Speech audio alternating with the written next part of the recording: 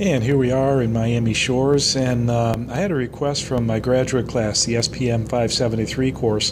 The students in there are taking a course in community health and epidemiology, and one of the assignments I gave them in the course is to construct a pivot table out of some data, public health related data. This is the Honolulu Heart Study data, in which we have 100 men of Hawaiian ancestry.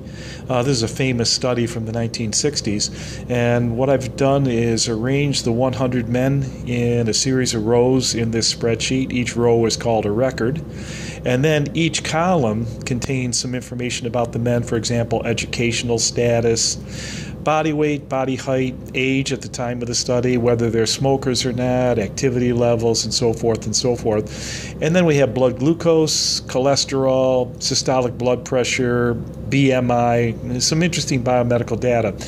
And what I'm asking my students to do is create a pivot table so that they can compare particular mean values and standard deviation values. For example, suppose I wanted to know, is there a difference between mean systolic blood pressure between smokers and non-smokers?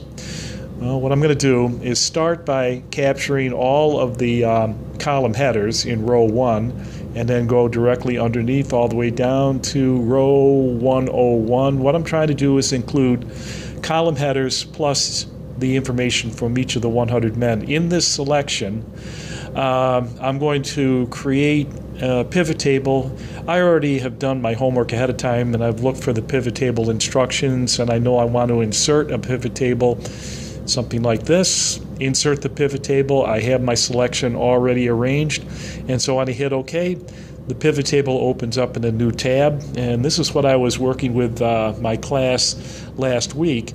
I have pivot table fields over here to select from. These are the names of the variables, the column headers. I want to take systolic blood pressure and do something with it. I can either bring it over here and drop it in the fields box over here. I'm going to use this box down here and drop it in place. And by default, oops, it's fighting me a little. By default, systolic blood pressure is going to be counted here as the sum of systolic blood pressure values. Let me blow this up in size a little so you can see it a little better. And by default, without telling the pivot table what I wanted, it automatically gives me sum of systolic blood pressure. Sometimes by default, they'll give you counts.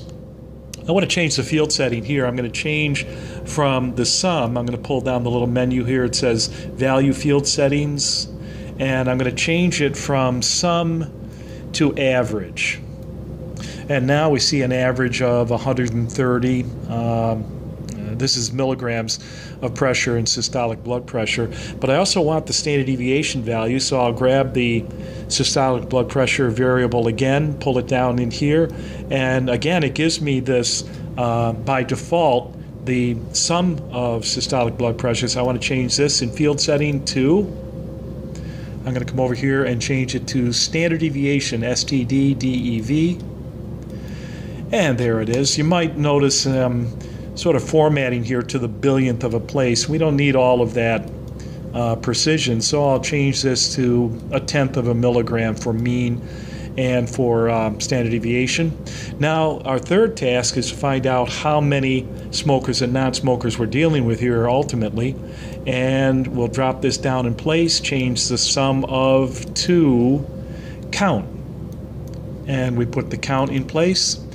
And I don't need 1/10 of a person here, so I'm going to format this for integer value. You notice we're building our table horizontally here. Instead, I can move this values symbol down here into rows, and this will build the table vertically. One more task. Now I know the systolic blood pressure of all 100 men, but I want to distinguish between smokers and non-smokers. In smokers and non-smokers, 0 means non-smoker, 1 means smoker, and I put this down in the column box. Let's come up here and call this non-smoker, and we'll call the choice of 1 smoker. And that is the essential pivot table. From here you can do some editing, change the words, change the borders, but this is the essential comparison between smokers and non-smokers in their systolic blood pressure.